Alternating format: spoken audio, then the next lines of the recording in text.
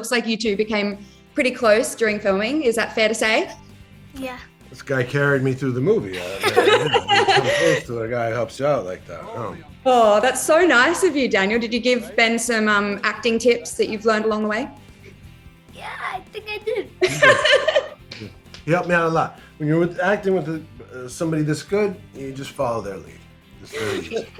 Amazing. Look at that. This is all you need for the rest of your life, Daniel. This interview. This will just be your show reel for the rest of your life. It's great. You got a lot coming in your life. That's going to be good, I have to say. Oh, that's so sweet. Ben, George has spoken about how exciting it was for him to see you sink your teeth into this role. For you, evolving and changing and growing into this character, and as filming progressed, how was that for you?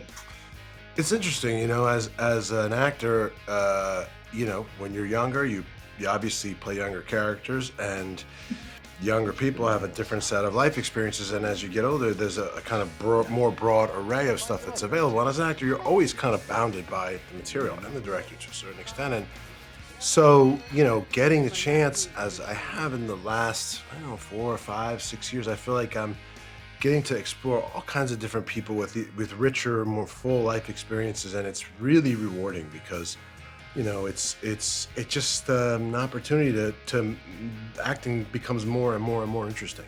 And Daniel, for you getting to work obviously alongside Ben, but have George Clooney as your director, how would you describe George as a director? Amazing. He was great. He helped me throughout the way, and it was great how he directed me, and he was such a good coach, and some of them he didn't even have to take a long time to explain it to me. Some of them was just 2 takes. Some of them, actually a lot of them, were just 1 take. It's called a humble brag. What? One take. George is such a good director. It only took me 1 take. You are amazing, Daniel. Well, I know, Ben, you also said that having George as director was a rare career moment for you. How so? Because, he really is just a good film director and really understands how to tell stories. But I already knew that because having worked with him and known him. But what I really learned to appreciate was how well he understood acting and his ability to communicate that understanding and share it with another actor.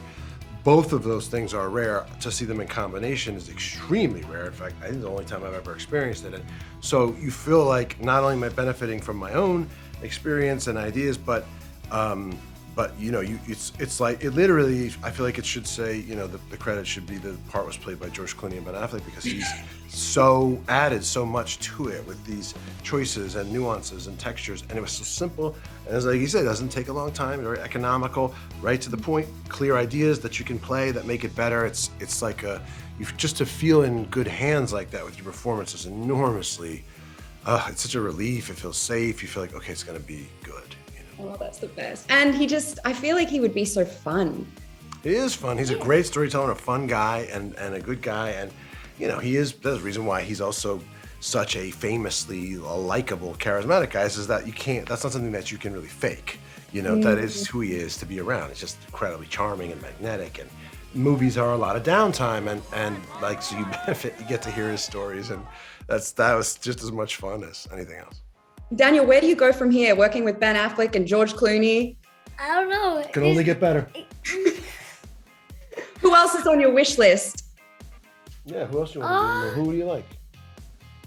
What movies do you like? Who do you like? I like Marvel movies, so people probably play Marvel characters and Star Wars characters. They're probably got a super waiting, I would think. Okay. Can't wait to see what's next for you. What is next? What's around the corner is Christmas. Daniel, is there anything that you really look forward to when it comes to Christmas? I like basketball jerseys. I'm really into basketball now, and I really like basketball cards, I gotta say. Ben just went to a basketball game. Maybe he could take you to one. I don't know. I did. I get tickets. He was basically LeBron James pretty much sat on his lap. That's an exaggeration. Too heavy to sit on my lap. It was this also, close you might not want to during the game or any other time of the game. You could probably get your Lakers tickets if you want to go. I mean, you gotta pay. There you go. Look at that. Ben, I assume this is going to be very happy holidays for you this year. I hope so. It's the thing about Christmas and the holidays that are particularly rewarding is the time that you get to spend with your kids and the family time. It's such the beautiful thing about Christmas in particular is it's like, I remember as a kid, just Christmas is never gonna come. Like the anticipation, it was literally like the greatest day of the year.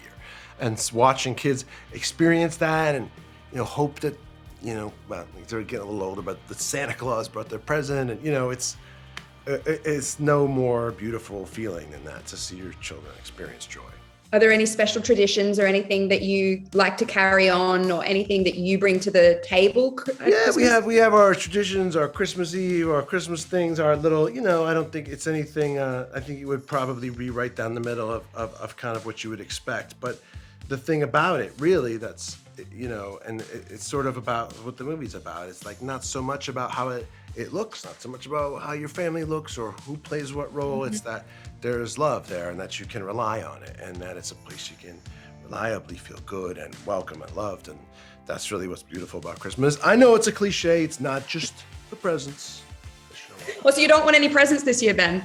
You're good with, you don't need presents? You know what? I'm all good. I got enough, when you have kids, it stops being about like, what am I getting? You know what I mean? It's 3 kids, you know what I mean? It's just the thing. What do you keep on being like, so what are you interested in these days? I mean, just in general. Because it changes like weekly, right? I know, and you don't know that something's not cool, and you're like, it was cool last week. Why isn't it cool now? You hate it? You gotta be on top of it. I feel like you'd still be cool dad though. You'd still be in the cool dad rank. You might think so, but you would be wrong. Really? Yeah, I don't think I'm all that cool anyway, but I can tell you that whoever you are, if you're somebody's parent, you're not cool to somebody in the world. You know what I mean? They're kind of like, because sometimes you don't know. I find myself being that person that I never thought I would be. It was like, so who's on the radio that we're listening to? Radio. What do you kids listen to these days? That song slaps. Be quiet, Dad. Okay, I'll do it. It's what are you gonna do? It's part of life. It's actually pretty great. Like you don't have to be that cool, and it's okay to be. You realize there's something kind of healthy about embarrassing your kids. It's a rite of passage, that's for sure. It is. Thank you for watching. If you want more extra, hit the subscribe button and the bell so you'll never miss a video.